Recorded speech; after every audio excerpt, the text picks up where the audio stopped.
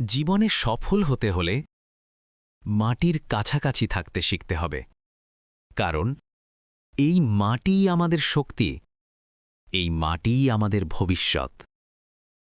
কৃষক কখনো হার মানে না। ঝড় আসে, বৃষ্টি আসে, খরা আসে, তবুও সে আবার নতুন করে বীজ বনে, কারণ সে জানে আজকের পরিশ্রমই আগামী দিনের সোনালী ফসল। তুমি যদি কৃষিকাজ শুরু করো, ছোট থেকে শুরু করতে ভয় পেও না, কারণ প্রতিটি বড় খামার একদিন ছোট একটা স্বপ্ন থেকেই শুরু হয়েছিল। মনে রেখো, ব্যর্থতা মানে শেষ নয়, এটা নতুন কিছু শেখার সুযোগ।